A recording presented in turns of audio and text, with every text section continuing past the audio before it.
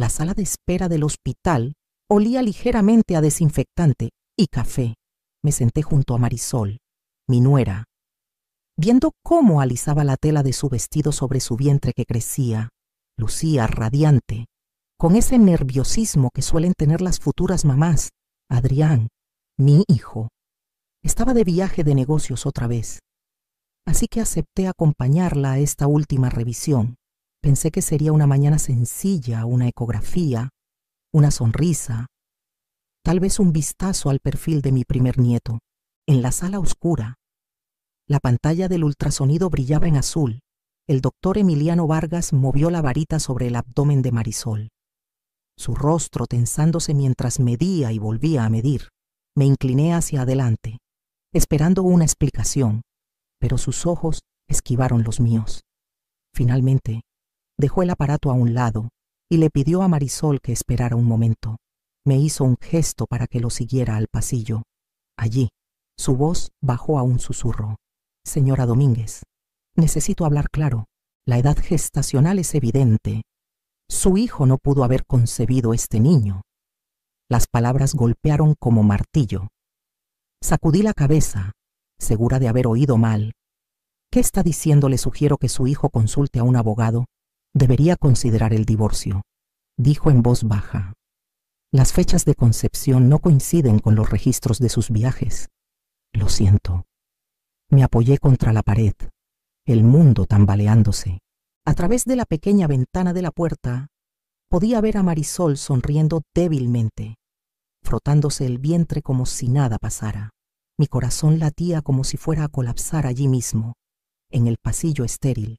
Me obligué a regresar a su lado, con el rostro sereno, formando palabras de aliento. Ella me agradeció por estar ahí.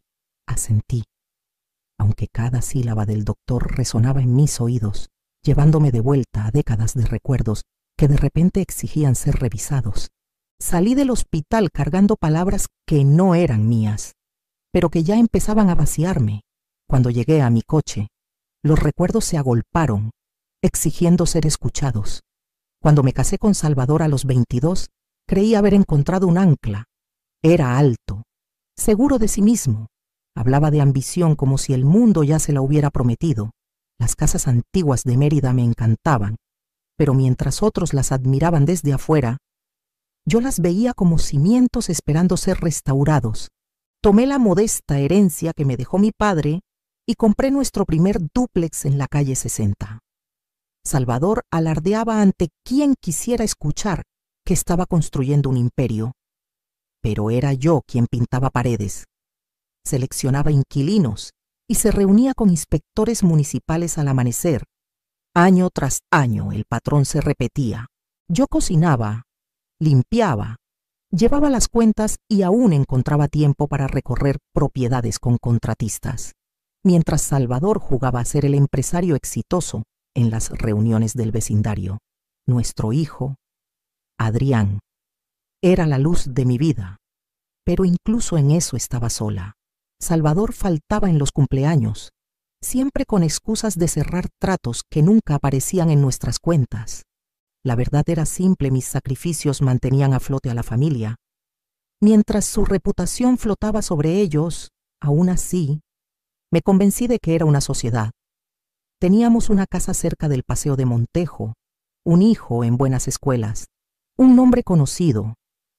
Me dije que era suficiente, pero las cosas pequeñas empezaron a desmoronarse. Salvador ya no me miraba con el orgullo de un hombre agradecido por el esfuerzo de su esposa. Me miraba como si estorbara, impaciente. Cuando intenté hablar de mis preocupaciones, recibos, rumores, ausencias inexplicables, se reía. Paranoica, me decía, como si mis instintos fueran el problema. Sentada en el estacionamiento del hospital, me di cuenta de que esas décadas de compromiso no eran una base, sino una estructura tambaleante, lista para colapsar bajo el peso de una verdad innegable. Y ahora, con las palabras del doctor aún quemándome, no podía dejar de ver las grietas. Cuando Adrián trajo a Marisol a casa por primera vez, sentí que mi corazón se aligeraba. Tenía una sonrisa tímida, y una calidez en la voz que me recordaba a la hija que alguna vez soñé tener, pero nunca tuve en la cena. Me llamó su segunda madre con tanta naturalidad como si las palabras siempre hubieran estado en su lengua. Durante años cargué sola el peso de serlo todo para Adrián. De repente, parecía que había alguien más que valoraba ese vínculo. Marisol encajó en nuestras vidas con facilidad. Pidió aprender sobre el negocio inmobiliario, insistiendo en que quería entender lo que había construido la familia a la que se unía. La empecé con tareas pequeñas, seguir cheques de renta, organizar horarios de mantenimiento. Era entusiasta, rápida, y siempre me agradecía como si le diera más que conocimiento, como si le diera un lugar. Eso me conmovió profundamente. Hubo momentos en que parecía casi demasiado agradecida. Una noche, confesó lo duro que había sido crecer entrando y saliendo de casas de acogida. «Tú eres la madre que siempre pedí», dijo, con lágrimas en las mejillas. Extendí la mano sobre la mesa, tomé la suya y le creí. Quise creerle. Así que compartí cosas que nunca había compartido con nadie: el collar de perlas de mi madre, recetas antiguas que guardaba celosamente, incluso la historia de los títulos de propiedad que había protegido con cuidado durante décadas. Me dije que al fin estaba menos sola, y cuando vi cómo Adrián la miraba, con esa devoción constante que reflejaba cómo yo miraba alguna vez a Salvador, pensé que tal vez el ciclo de abandono en nuestra familia había terminado. Pero el amor que nace del hambre suele traer su propia sombra. Las inseguridades de Marisol eran silenciosas pero constantes, alimentando su necesidad de reafirmación, de posesiones, de pruebas de que por fin estaba segura. Di con generosidad, sin darme cuenta de que lo que parecía gratitud podría convertirse algún día en codicia. Fue solo después, cuando las fechas de un ultrasonido deshicieron mi fe, que empecé a preguntarme si cada sonrisa, cada abrazo, había sido menos un regalo y más una estrategia. La noche después de la cita, me senté en mi escritorio rodeada de archivos y recibos que no tenían nada que ver con inquilinos o contratos. Eran fragmentos de un rompecabezas que ya no podía ignorar. Las palabras del doctor se repetían con una precisión que no dejaba espacio para ilusiones. Edad gestacional, ventana de concepción. Los números no mienten, aunque las personas sí. El calendario de trabajo de Adrián seguía colgado en mi tablero de corcho. Había pasado las primeras 2 semanas de febrero en Cancún, asistiendo a una conferencia de energías renovables. Tenía la confirmación del vuelo, la factura del hotel, incluso una foto que me envió del malecón con el mensaje: «Ojalá estuvieras aquí, mamá». Ese viaje coincidía exactamente con las semanas que el doctor calculó, lo que significaba que Adrián no podía ser el padre del niño que Marisol llevaba. Me volví hacia la versión de Salvador, aunque no quería. Encontré recibos de restaurantes en el centro histórico de Mérida, metidos en los bolsillos de su chaqueta cenas para 2, que costaban más de lo que normalmente gastábamos en comida para una semana. También encontré una factura de una joyería, fechada en marzo, por un brazalete de oro que nunca vi. Le pregunté a Marisol casualmente una tarde al respecto, y solo sonrió, levantando una muñeca vacía de cualquier novedad. Las pruebas comenzaron a tejerse en formas que hacían doler mi pecho. Salvador llegando tarde a casa, con ropa que olía ligeramente a un perfume que no era el mío. Marisol sabiendo detalles del negocio inmobiliario que nunca le había contado. Miradas entre ellos, que alguna vez expliqué como familiaridad, ahora se acumulaban en mi mente como nubes de tormenta cargadas de lluvia. Cuando finalmente enfrenté a Salvador, traté de mantener la voz firme. Le mostré los recibos, le pedí que explicara. Se rió, sacudiendo la cabeza como si fuera una vieja persiguiendo sombras. «Carmen, siempre has sido demasiado desconfiada. Imaginas cosas. Estás paranoica». Su desprecio cortó más profundo que si hubiera gritado. Paranoia, lo llamó. Pero las fechas estaban grabadas en piedra. El ultrasonido el calendario, los recibos no vacilaban bajo su burla, y mientras se alejaba aún riendo, supe que ya no podía confiar en su verdad. Esa noche, sola en mi estudio, comencé a considerar qué podría descubrir el silencio si simplemente dejaba de advertirle que lo estaba observando. No le dije a nadie cuando dejé la casa en el Paseo de Montejo. Empaqué una maleta, guardé los libros de contabilidad en mi cajuela y manejé hacia el sur, siguiendo el río hasta llegar a Izamal. La casita que renté allí era pequeña, escondida bajo encinos cargados de musgo español, al mundo. Dije que necesitaba espacio para enfocarme en el papeleo de las propiedades. En verdad, necesitaba aire para respirar sin la sombra de Salvador oprimiéndome. El silencio se convirtió en mi aliado. Me moví con propósito cada día, haciendo llamadas, recolectando registros, guardando copias de títulos y declaraciones de impuestos en un gabinete con llave. Sabía que no podía pelear sola. Fue entonces cuando contacté a Baltasar Paredes, un investigador privado con una reputación construida en discreción más que en chismes. En un café tranquilo, le expuse lo que tenía. No se inmutó cuando le entregué los recibos ni cuando describí la advertencia del doctor. Encontraré lo que está escondido, dijo simplemente. Su calma me estabilizó más de lo que esperaba. Luego busqué el consejo de Lorena Salazar, una abogada en quien confiaba por años de trabajo local. Escuchó con atención, los ojos agudos detrás de sus lentes, y explicó lo que la ley de México protegería y lo que no: distribución equitativa, propiedad conyugal, cláusulas de culpa, palabras que había oído antes, pero nunca necesité sostener con tanta fuerza. Me instó a la paciencia y la precisión, reunir pruebas, evitar movimientos impulsivos, nunca firmar nada sin su revisión. Incluso mientras planeaba, Adrián lo complicaba todo. Cuando me visitó en la casita, parecía más protector con Marisol que nunca. Insistió en que estaba abrumada por el embarazo y merecía confianza. ¿No sospechas?, me dijo que ella había sugerido simplificar nuestras cuentas, otorgándole un poder notarial duradero, solo para ayudar a manejar las cosas si algo me pasaba. Mi estómago dio un vuelco. Pedí ver el documento. El lenguaje era amplio, demasiado amplio. Le habría dado control de cuentas operativas, contratos con proveedores, incluso acceso al fideicomiso si Adrián firmaba sin leer con cuidado. Puse mi mano sobre la suya, firme pero suave. Hijo, nunca firmes un papel que no entiendas completamente. Prométeme. Dudó, con los ojos nublados por la duda. Luego dobló el documento y lo guardó en su mochila.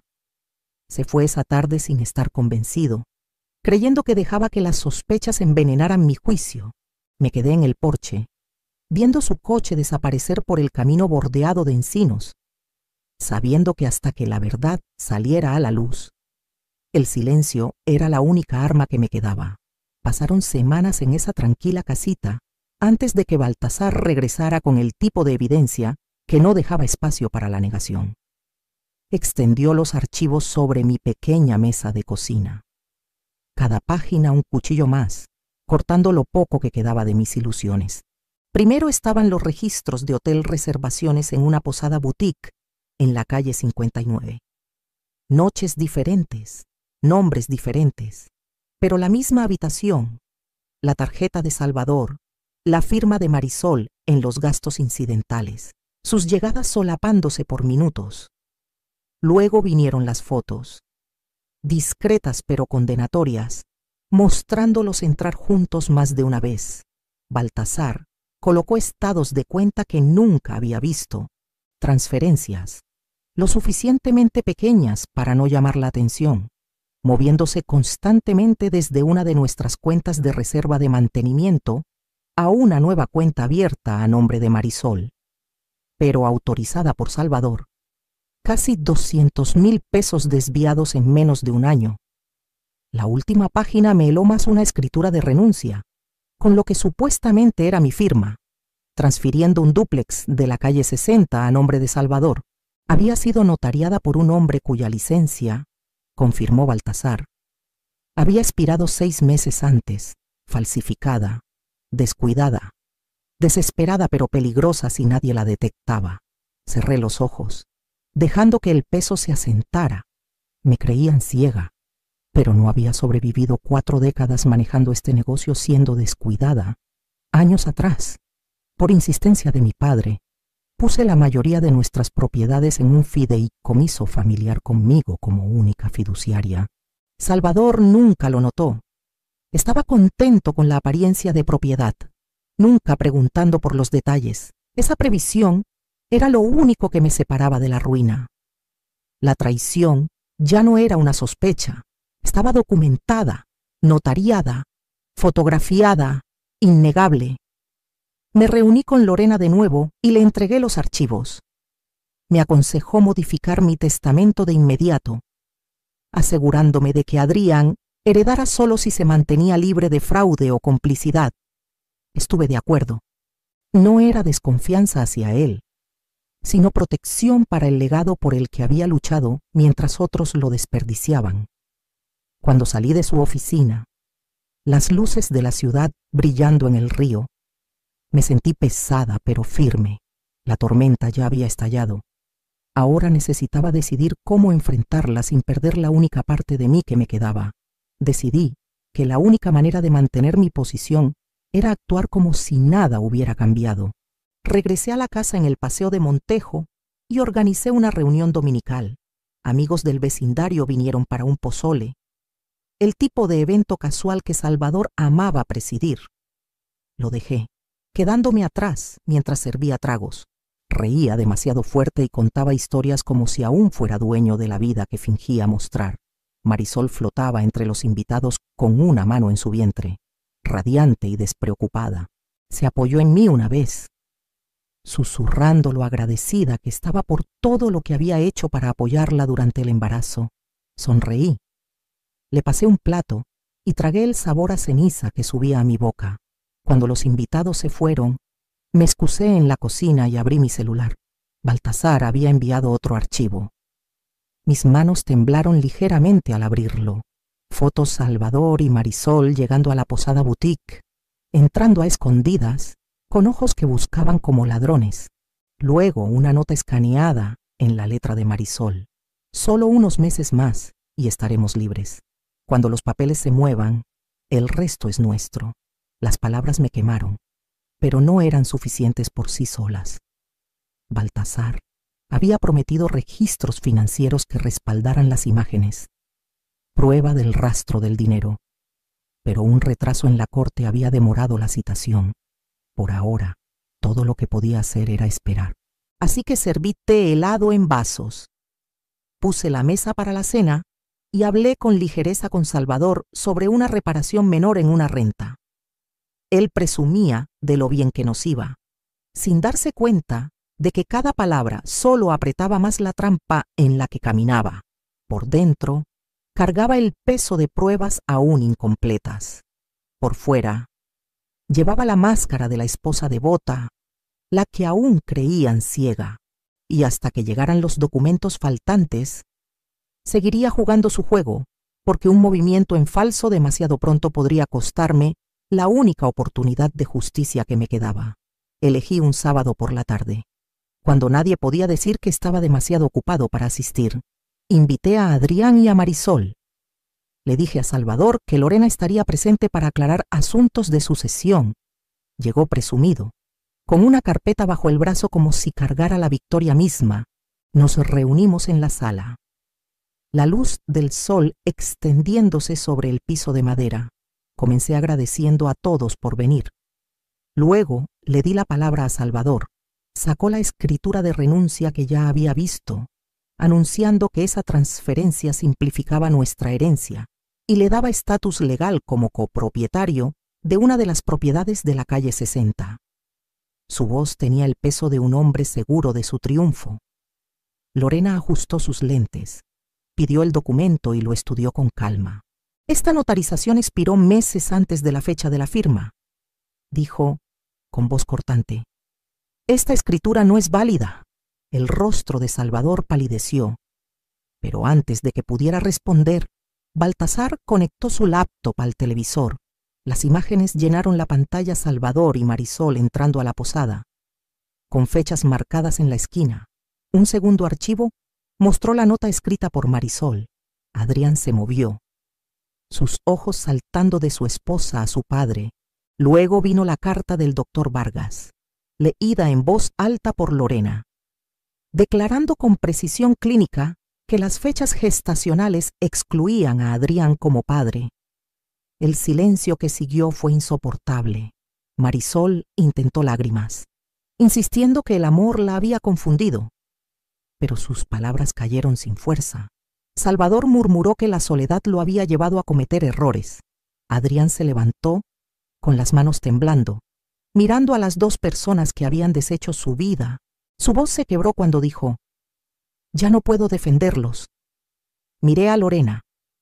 Juntas pusimos los papeles de divorcio y una demanda civil por restitución sobre la mesa.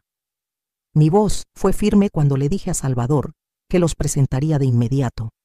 Por primera vez en décadas. No tuvo nada que decir. Esa noche, después de que todos se fueron en ruinas, regresé a mi estudio sabiendo que la parte más difícil apenas comenzaba a vivir con las secuelas de una verdad que nadie podía negar. Los meses que siguieron estuvieron marcados por tribunales, firmas y el constante desmoronamiento de lo que alguna vez pasó por familia. Salvador intentó presumir al principio, insistiendo que tenía derechos sobre propiedades que nunca poseyó de verdad. Pero los documentos del fideicomiso y las cuidadosas presentaciones de Lorena lo despojaron de cada reclamo. Cuando el decreto fue final, se fue sin nada más que su nombre. Y hasta eso parecía manchado en la boca de los vecinos. La caída de Marisol fue igual de rápida. Adrián solicitó el divorcio, respaldado por las pruebas de Baltasar y el testimonio del doctor Vargas. El tribunal actuó rápido, y con la anulación concedida, Adrián no cargó con obligaciones, no manutención, no reconocimiento de un niño que no era suyo. Vi el dolor en sus ojos cada vez que firmaba otra página.